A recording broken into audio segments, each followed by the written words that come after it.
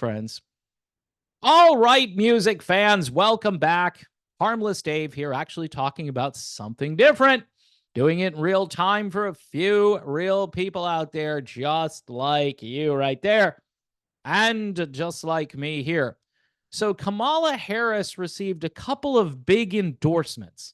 Now, before I get to these big endorsements, and they did actually happen. And for those of you who are a bit left of center, this is kind of interesting who endorsed her, but I'll get to that shortly. Someone reached out to me today who I hadn't heard from in a long time. They didn't reach out to me to find out how I was doing. They didn't reach out to say hi or to talk about the music I've been listening to recently. They reached out to me to critique the video I did about Kamala Harris getting all of this free media attention. And not only is she getting free media attention, she's getting free positive media attention, which is different. I get that Trump gets tons of media attention as well because he's Trump, and the media's goal is to make him go away. So they're going to spend a lot of energy and a lot of money trying to make him go away. Pretty simple, right? I mean, it was 3-on-1 the other night, too. I didn't really talk about how it was like two moderators and then Kamala, and they're kind of going up against Donald Trump. Donald Trump's closing statement is probably why he ends up winning that debate, because he said, look, you had a chance to do this. You still, right now, Kamala, you have a chance to go over to the White House, sign an executive order, and say no more of this crazy stuff at the southern border. Seal the border. Do that. Have that directive. You could do it right now. In fact, if Kamala Harris did do that stuff right now, I think she would win the election. Yep, I think she would. I hate to say it, but I think she would win. If she and her old boss, because I think she's in charge, or nobody's in charge right now. Where is Joe Biden, by the way? Where is the corpse in chief? Is he at the beach again? Rehoboth Beach or wherever he goes to? I mean, this is bizarre. You know, the crazy conspiracy theory people who are thinking there's going to be this October surprise where they actually use the 25th Amendment to get rid of Biden and then install Harris prior to the election. So she'll have an even greater advantage because she'll be the president. That's very plausible. I'm not saying it's going to happen, but it's very plausible. I want to talk about these two endorsements, but I do want to wrap up this free advertising thing. So it's one thing to get free advertising, but it's another to get free positive advertising, where 95% of the time when they talk about Harris, it's in a positive light. Whereas when they talk about Trump, it's like 96% of the time it's in a negative light. So it's a different kind of publicity. You might say, okay, Dave, you often say that any publicity helps. And it does, because if Trump is in the news, then Trump can say something and they're forced to cover what he's saying. And if people like what he's saying, then it doesn't matter what the news media is saying about what Trump is saying. All right. Now, the two big endorsements, let's cover these because this is rich stuff. So back on September 5th, right, in case you missed this, and the media didn't want to talk about this too much, Russian President Vladimir Putin, I was going to say Zelensky, they're about the same kind of guy. They're kind of interchangeable. Putin's the real bad guy, though. He's like the Darth Vader out there. I mean, he's the most evil person going into Ukraine for no reason whatsoever and waging this war against democracy. Vladimir Putin, he endorsed Kamala Harris for president. So, for all of the Russian hating that has gone on for the last couple of years, and maybe some of it's justified, right? But it's kind of weird now, isn't it, that you did all of this Putin stuff, And then Putin goes and endorses Kamala Harris for president. Okay, I'm trying not to laugh here. So Trump, during the debate, said that, yeah, Putin endorsed her last week, said, I hope she wins. And that's true. Snopes checked it. All of the great fact checkers checked it. And, can you really trust fact checkers, by the way? So maybe you can't trust this. Trump was right to say, this is what the fact checkers said here. Trump was right to say Putin backed Harris earlier in September. The Russian president did offer his support to the Democratic candidate earlier that month. Now, it's weird because the media thinks that Vladimir Putin is the worst person in the world and that we should just continue to send billions of dollars to Ukraine so Ukraine can put their population through the meat grinder, killing, tens of thousands of Ukrainians every month, and we're financing that. We're financing that. Just putting it out there.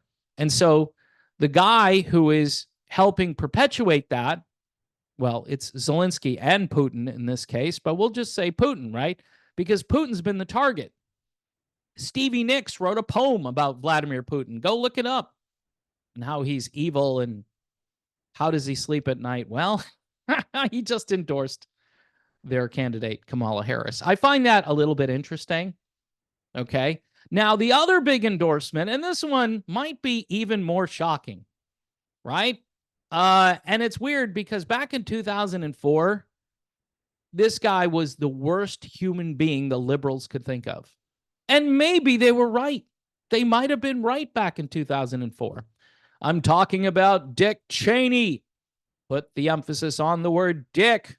Dick Cheney will be voting for Kamala Harris, according to Liz Cheney, who is also a darling of the new media or the old media. The new media is onto this. They're like, what? Dick Cheney is voting for Kamala Harris?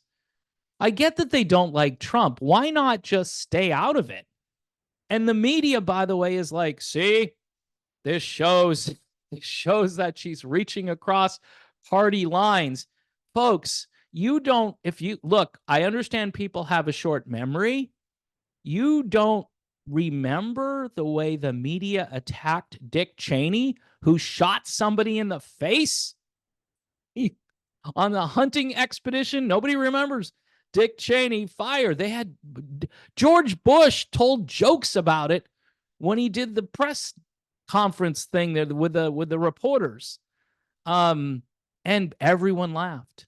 Everyone laughed. And so this is what Liz Cheney had to say.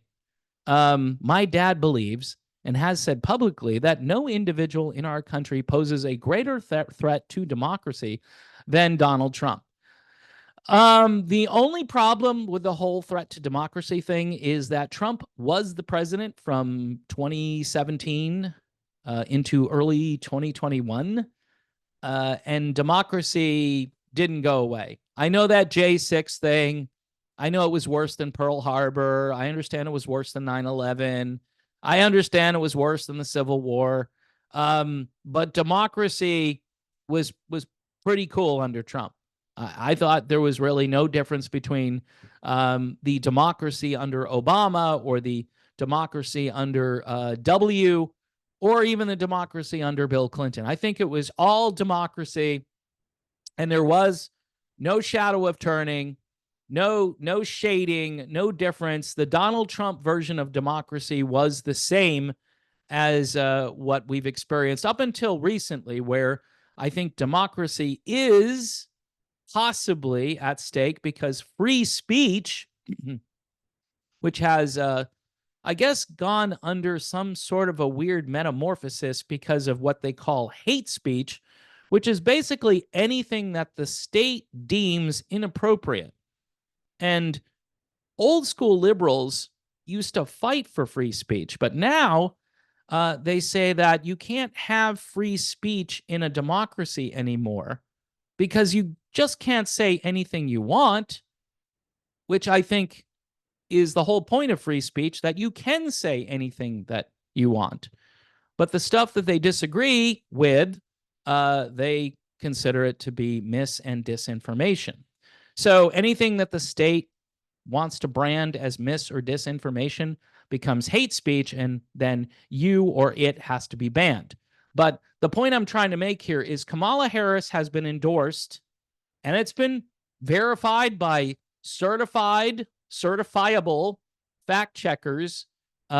Dick Cheney and Vladimir Putin have endorsed Kamala Harris to be our next president.